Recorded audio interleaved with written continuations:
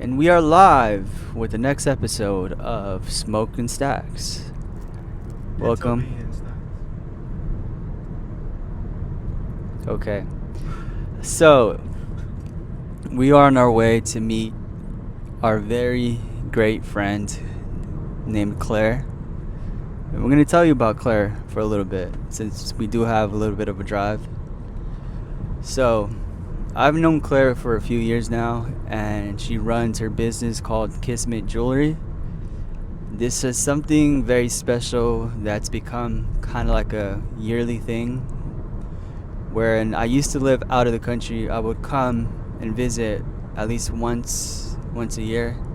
And on that trip, I would make an effort to come to Claire and basically be blessed with a lot of dope jewelry that she makes in various forms using crystals of various forms. It's really cool to see her development as well, getting to learn a lot about her business, her travels, where she gets her stuff, what it means, and just really being blessed with really dope energy. And so now I'm significant enough to share it with Jules and be able to come on these trips with him, and in a sense just tapping into new energy while visiting a really cool friend that is very wise, basically just getting and soaking up as much game as we can and just feeling blessed to have her in our lives. And so right now we're making that trip because she's going to be moving soon up north, and so we want to catch her one last time before she does that. Julius to my left here has a couple things to say. Julius? So it's okay. You don't have to show me. Okay. Just okay. Or show me. Yeah. Eyes on the road, sir. Some professional multitasker. Yes. I had the great opportunity and privilege to meet Mama Claire, as I call her, as we call her. I think like 2 years ago. Just kind of like 2 years. She's such a dope, amazing person. Just like chill, super zen. She's just such a calming person. Like her energy is so calming. She's so vibrant and so effortless. Like you can tell that's exactly how she is, all the time. And so, yeah, like meeting her, it's drastically changed the trajectory of my life. Thanks to Lyco. But I did have some questions too for Lyco, and I wanted to know, I already know, but for you guys to know, on how you guys met. Like, let's do the rundown on that. Switch. Okay, thank you, Julius. So that really great question. We actually met at a salon. So this was back in 2019. I used to go to Beverly Hills to get my hair done, and she just happened to be there one of the days. She was actually the client before my appointment. And so long story short, I just thought she was the dopest person I've ever seen. She's freaking tall, and she had like this buzz cut hair mohawk thing going on, and it was all white and painted, and she had like a design on the side. And I remember just looking at her like, dude, that is the coolest person I've ever seen. And then my friend, the barber, introduced us, and he just said, "Oh, you guys should meet. You guys both make art. You guys should get each other's info and da da da." And that's exactly what I did. And for those seeing this and know which Claire we're talking about, it's pretty straightforward. I feel like if you know the brand Kismet. I had no idea who she was, right? I just knew she was a really cool looking person that made really cool jewelry. And so the reason I'm bringing this whole thing up in the first place is just to show that you never know who you're gonna meet, and you should just always be yourself, because that's how you build these genuine relationships. And so yeah, after that I remember following up on Instagram. I was like, yo, I really like this piece that you're showing, and I bought it. And literally I just kept buying stuff like every so often, and I think it was like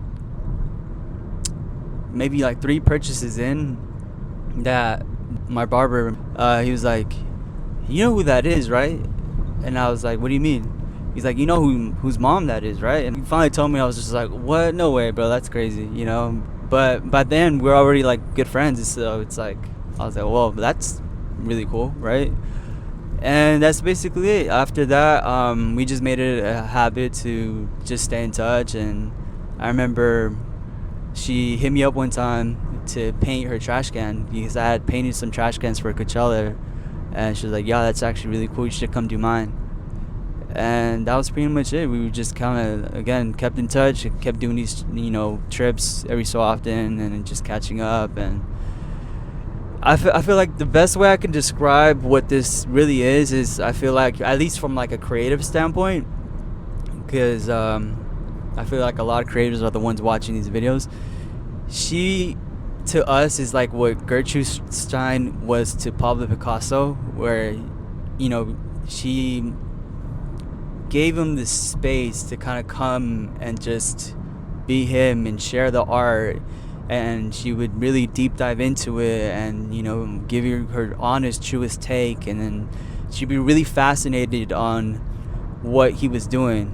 And that's how she is with us. She's really fascinated on what we're currently doing, where we're headed, what our goals are, in a very genuine way. And so we really feel that love and like that support. And so honestly, it's just a really cool place to be at. It feels really magical and stuff. So yeah, I went into a rant right there, but it's all due to the fact of like that's why we met, I feel like, and that's why we kept that relationship going for such a long time. Yeah, that's amazing. I love hearing that story every time. And it's so random too. Like, I didn't even know either when he first introduced me. He just said, "Oh, make sure you're free this day, blah blah, this time," and no other questions. I was just like, "Okay, well, whatever that means." Like, a Diddy party or what, dude? And so, so yeah, I was just like, I just took it all in because, I mean, it's always a dope experience. We're always having dope experiences and meeting dope people all the time. And it's cool not knowing either. Like, we always go into stuff head first. And so yeah, my first time meeting her was like ethereal. She's so like eccentric. It's definitely an energy thing. You sense certain things and you connect. It's like, okay, this person, like, we're actually gonna be like, we're gonna be cool. What's your favorite piece that you have from her?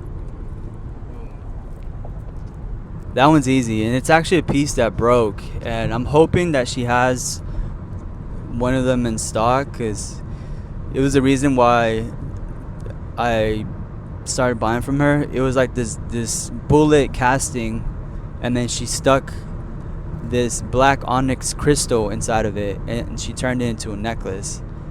And I was like, that is the sickest thing I've ever seen in my life.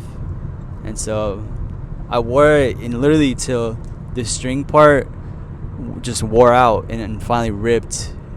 But I was lucky enough to see it when it happened, so I didn't lose it. But yeah, it's not wearable anymore, so I'm hoping to get one today. That'll be sick. What about yours? What's your favorite piece? Because I know you have a few. You have some statement pieces too. Oh my, where do I start? They all have a story, I feel like. Definitely the one I have on, it's like a sorcerer's stone, like a purple one. Or it's amethyst. And I wear this, and I've harnessed so much positive energy and manifestation in this stone that every time I wear it, like, no matter what, I'm always good. And so yeah, the like amethyst sorcerer's stone I have on right now, for sure, like an everyday piece I wear. I also wear my rings too. Yeah, I wear all of my rings. I also have this other one that I wore in Laguna. I also forgot the name of the stone, but it's for, like, that stone is catered to me, and like everything that has to do with me, and I guess like my astrology and stuff like that. People will compliment it all the time. It's such a sick, like, surfer's necklace. Yeah, those are my pieces. I love them. So I think that, hold up. that'll conclude this part of the segment. Well, I'll try to capture as much as I can. Obviously, we are very respectful with her privacy, or anyone's really, right? And so I'll see what I can get on video. But nonetheless, shout out to Mama Claire. Rappers and these big celebrities, they go to Ben Baller, Eliante. We go to Kissman Jewelry. Straight up. Mm-hmm. Straight up. Set, taking the bench, trying to convince a couple people to take these lighting things that I made. They can hold up in the wind. I might need a 100-pound bag with all these crystals. Hi, Tiger. Eventually, eventually. Oh my gosh. This is so sick. The trio.